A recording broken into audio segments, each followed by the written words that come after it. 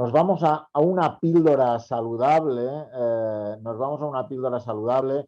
En principio teníamos previsto que fuera una píldora que estuvieran dos pacientes, Maite Padilla y Keiko Iglesias. Keiko Iglesias, que es un paciente renal que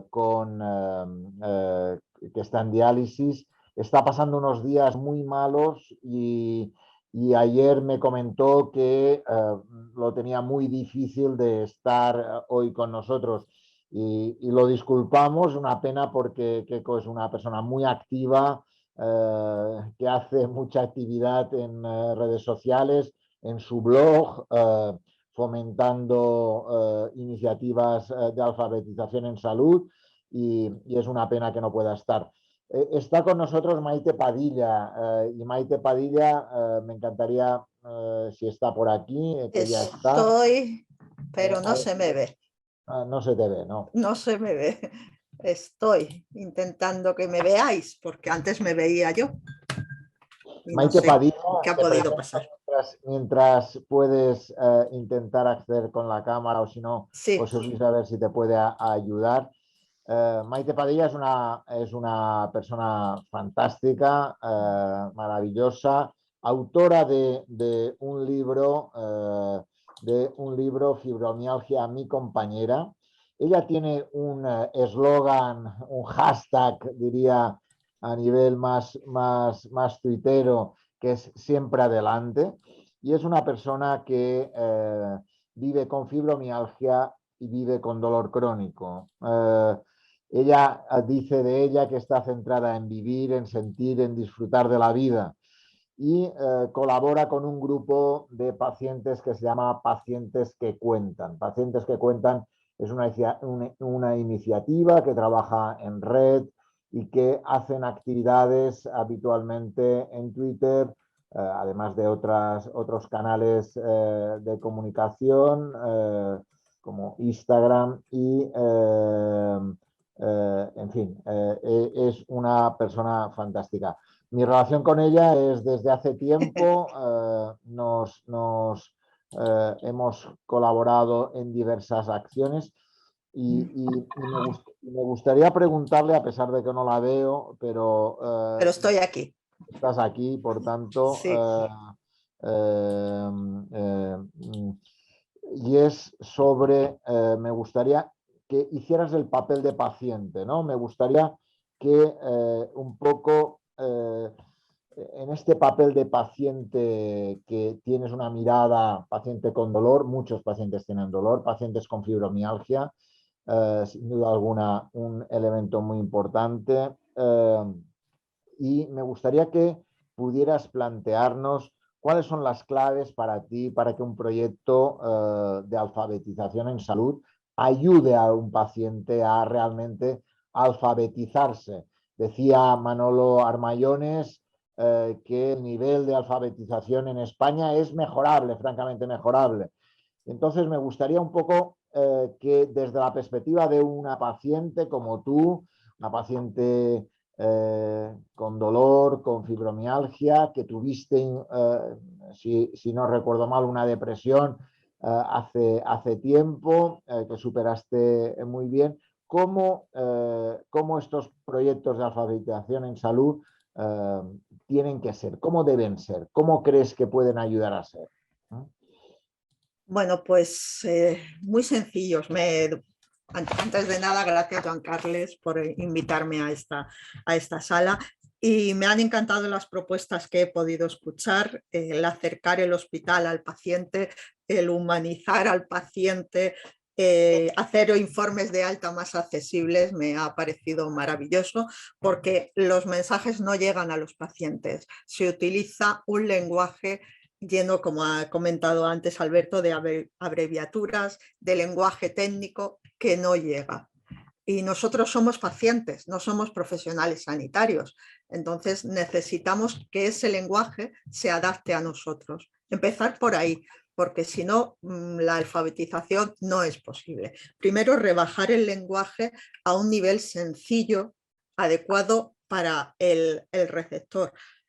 Habéis hablado de la brecha digital y es muy importante que ese mensaje se adapte a la edad, a la situación y a las nuevas tecnologías que tenemos. Hablabais antes comentaba María Ángeles Prieto que las personas mayores han accedido. Es cierto, sí. Yo lo veo en mi madre, que tiene 78 años, en sus amigas, que cada vez utilizan más el móvil. Mi madre, por ejemplo, hace poco le puse la aplicación de salud de la Comunidad Valenciana y ya sabe, bueno, pasa horas mirando la información que hay y me lo dice: oye, ¿has visto que en la app hay información sobre este tema? Sí, mamá. Ah, pues está muy bien porque la he leído y me parece muy chula.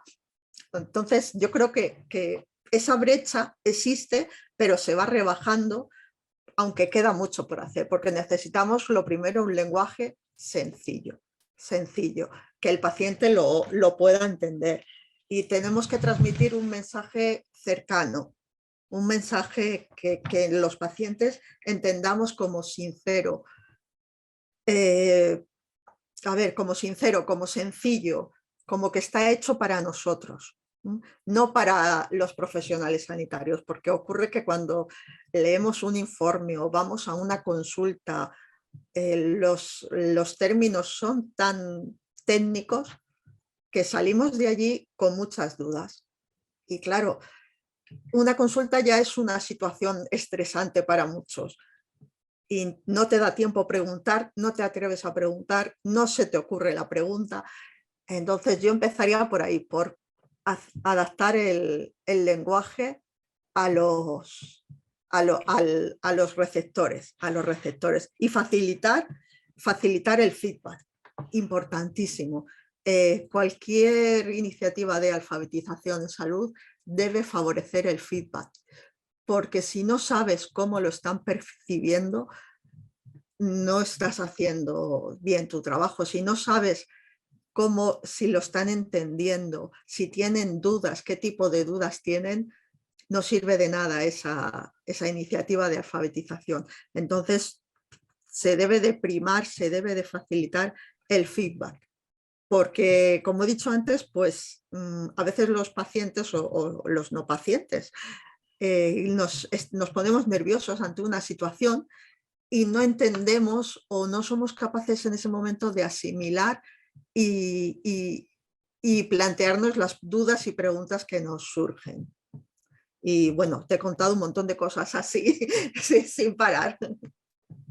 Muy interesante este papel del feedback, ¿no? Porque muchas Sí, veces se hacen iniciativas y al final no sabemos cómo la valora el paciente, cómo lo vive, qué dificultades tiene, qué cosas le han exacto, gustado más, ¿no? Y por tanto, ese feedback es un elemento esencial, ¿no? exacto. Es básico porque si tú no le preguntas a la persona si lo ha entendido o le haces algún tipo de pregunta para que puedas entender si lo ha comprendido, no tiene sentido. Es como si hablaras a una pared. Necesitas recoger las impresiones y saber si le han quedado dudas o qué tipo de dudas le han quedado. Es necesario establecer el diálogo, no solamente lanzar una campaña o una iniciativa, que me parece perfecto y maravilloso, pero hay que asegurarse el feedback, porque si no, no tiene sentido. Hablabas de la brecha digital, ¿no? Y en Sí, ese sentido, tú que eres una persona muy digital, estás en los diversos canales. eh, ¿Crees que se debería hacer para mejorar la alfabetización digital de los pacientes? Está claro que esta pandemia nos ha acercado cada vez más a sí, un mayor nivel digital, pero sin duda alguna hay cosas a hacer, hay cosas a mejorar, hay cosas a mejorar la formación de los pacientes, ¿no? sí. Primero deberíamos de perder el miedo, porque cuando, como dices, yo soy muy activa en redes sociales y cuando yo lo comento con familiares o con amigos de mi edad, no hace falta que sea de la tercera edad, no, con gente de mi edad, incluso más joven, muchos me dicen: pero ¿qué haces ahí si eso no vale para nada, si eso es todo postureo? Entonces, no, primero tenemos que quitar esa imagen de las redes sociales y tenemos que demostrar que también sirven para otra cosa. En mi caso, me sirven para contactar con muchas pacientes de fibromialgia, de dolor crónico, y para contactar también con muchos profesionales sanitarios de los que aprender, porque me ayudan a resolver dudas, me ayudan, en fin, a aprender cada día. Entonces, yo empezaría por desmitificar el, a ver si me sale la palabra, no me sale. Quitarle a las redes sociales ese sentir banal, ¿no? Que piensan que aquí estamos todos de postureo a hacernos la foto. Quitarle esa imagen de banalidad a las redes sociales, porque realmente pueden ayudar mucho, mucho, mucho. Yo les paso a mi familia, tenemos un grupo de tías y sobrinas. Mis tías, claro, si mi madre tiene 78, mis tías tienen entre 85 y 70 años. Y les paso muchas veces algún vídeo de YouTube, incluso algún tweet, les paso una captura para que vayan viendo, y muchas veces, pues mira, oye, no pensaba que esto se utilizaba así también. Yo creía que era esto solo para poner fotos de comida o para salir en la playa. Entonces creo que el mejorar la imagen es importante porque pueden ayudar mucho. Yo animo a todo el mundo a estar en redes sociales, porque el encontrar a personas como tú que sufren lo mismo que tú, que tienen una situación similar a la tuya, te ayuda muchísimo a no sentirte tan solo, tan abandonado, ni tan loco, ni tan loco. Es vital, es muy importante estar en redes sociales, participar por ti y por los demás. Y también en esa línea, tú una de las cosas que planteas es el apoyo entre pacientes, es decir, cuánta gente has encontrado en las redes sociales, en Twitter, en Instagram, que tienen lo mismo que tú o algo parecido a ti, y que sin duda alguna eso ayuda a que ese proceso de relación entre pacientes, entre iguales, entre personas que pasan lo mismo, puede ser un elemento de valor añadido, ¿no?, a esas iniciativas. Mira, mi experiencia es, no puedo poner nada malo. Mira, yo tengo un espacio en Twitter Space, en el Social Audio, y ayer, por ejemplo, que lo hago los miércoles, ayer una persona, un paciente de cáncer, nos decía, oye, pues voy a animarme yo a hacer un espacio así para los pacientes de cáncer, porque les puede ayudar mucho a encontrarnos y hablar de nuestras cosas. Y luego, por otro lado, otra persona que entró, que no la conocíamos, resulta que es profesor, y nos dijo, pues me parece interesantísimo adaptar la información de pacientes, cómo vive un paciente con dolor crónico, por ejemplo, me parece muy interesante para adaptarlo a que los chavales entiendan lo que es, porque seguro que más de uno vive en esa situación en su casa. Entonces, fíjate la maravilla de las redes sociales, que conoces a personas que animas a otras a desarrollar iniciativas, que llegas a más gente, porque yo cuando empecé en Twitter, por ejemplo, no se me ocurrió en ningún momento que un profesor de Toledo me dijera, oye, me gusta tu historia y me gusta cómo lo haces para enseñar a mis alumnos en un taller. Ostras, pues fíjate hasta dónde podemos llegar. Por eso digo que no solamente para nuestro bien, no solamente nos ayuda a sentirnos mejor, sino que puedes ayudar a otras personas y puedes ayudar a que tu mensaje, a que tu patología tenga más visibilidad y bueno, pues conseguir algún avance. Por ejemplo, ahora, si me enrollo mucho, Joan Carles, que yo me vengo arriba, tú córtame. No te preocupes, tú tranquila. Porque a mí me da, si no paro. Por ejemplo, ahora que el 12 de mayo es el Día Mundial de la Fibromialgia, pues las redes sociales son el marco, el mejor marco que podemos tener para dar difusión a esta enfermedad, dar difusión a las personas que viven con fibromialgia. Yo voy a hacer una campaña, como todos los años, dirigida para, bueno, resalta el valor de las redes sociales, dirigida a las personas que se sienten solas, Entonces, utilizando mi hashtag que ya has dicho de siempre adelante, el hashtag que he utilizado y que ya, bueno, ya está en marcha es siempre a tu lado. Y queremos llegar a todos esos pacientes que se sienten solos, que no encuentran a nadie en su misma situación o que se sienten incomprendidos. Y eso solo lo consigo a través de las redes sociales. Y me parece algo, a mí es que me fascina el mundo de las redes sociales, hasta dónde podemos llegar y lo que podemos conseguir. Sin duda alguna, sin duda alguna. Por tanto, hemos visto la importancia del feedback, la importancia de las redes, la importancia de formar, la importancia del igual, tal, y la importancia probablemente de encontrar momentos determinados que puedan servir. Tú utilizas una sección semanal, los miércoles a las 7 de la tarde haces un Twitter Space, un espacio en Twitter donde debates y discutes temas, en la cual he tenido el honor de participar en alguna ocasión que me has invitado.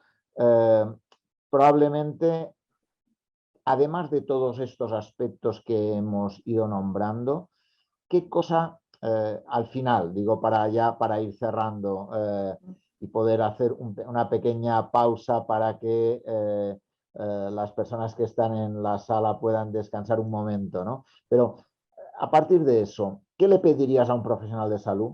¿Qué le pedirías a otros pacientes? ¿Y qué le pedirías a instituciones, en este caso, como es un proyecto como es el de la Escuela de Pacientes? ¿Qué crees que tiene que hacer un profesional? ¿Qué crees que tiene que hacer otro paciente como tú? ¿Y qué crees que tienen que hacer proyectos como el de la Escuela de Pacientes? Que nos escuchemos. Algo tan sencillo como eso, que nos escuchemos, que hablemos, que compartamos. Es muy sencillo, porque los pacientes tenemos el miedo o no me sale la palabra, hoy no estoy, el miedo o el respeto o a hablar con los profesionales sanitarios porque los ponemos en otro nivel. El sistema paternalista que arrastramos todavía nos hace situarlos un poquito más arriba. Entonces, no, tenemos que acabar con eso, tenemos que situarnos ambas partes al mismo nivel y hablar. Y hablar. Y con las instituciones igual. La Escuela de Pacientes hace unos proyectos interesantísimos y necesita de pacientes y los pacientes necesitamos de escuela de pacientes. Entonces tenemos que comunicarnos, tenemos que hablar, conocernos, porque estamos en las redes sociales, a veces me doy cuenta que estamos apartados, somos silos, un silo de profesionales, un silo de instituciones y otro de pacientes. Y yo que ya por el tiempo que llevo le he hecho cara al asunto, me meto en todo y resulta que cuando yo me meto en una conversación con profesionales sanitarios o les pregunto algo, la respuesta es muy positiva, es una conversación y eso no somos conscientes de ello hasta que no lo hacemos y no nos atrevemos. Entonces yo animaría a todas las partes a dialogar, a preguntar a un paciente, el paciente que pregunte al profesional, que se informe sobre las instituciones y que conversemos, por favor, compartir, conversar, aprender. Compartir, conversar, aprender, escucharnos, palabras muy importantes que hay que ponerlas en acción. Lo decía al inicio de la jornada Manolo Armayones, que decía que de alguna forma en todas estas historias de lo que es la alfabetización, está claro que necesitamos primero acceder, entender, juzgar y tomar decisiones, que son 4 aspectos muy importantes que nos debería ayudarnos a mejorar nuestros comportamientos en una idea de poder mejorar nuestra alfabetización en salud. Muchísimas gracias, Maite, por estar con nosotros en esta píldora saludable que hemos puesto en esta jornada, que nos interesaba también tener la voz del paciente y una paciente con tu perfil, con tu esfuerzo, con tus ganas, con tu siempre adelante, pues me parece un lujo haberte tenido en esta jornada de alfabetización en salud, entre iniciativas e iniciativas, entre Sí. ponencias y ponencias, oyéndote y aprendiendo de ti. Muchas Muchísimas gracias, Joan gracias. Carles, por invitarme y bueno, os invito a seguir en Twitter todas las iniciativas de pacientes que se ponen en marcha. Y ahora, por ejemplo, para el mes de mayo, hay muchas y muy interesantes. Os invito a conocerlas y a seguirlas. Pues muchísimas gracias. Estaremos allí siguiéndolas.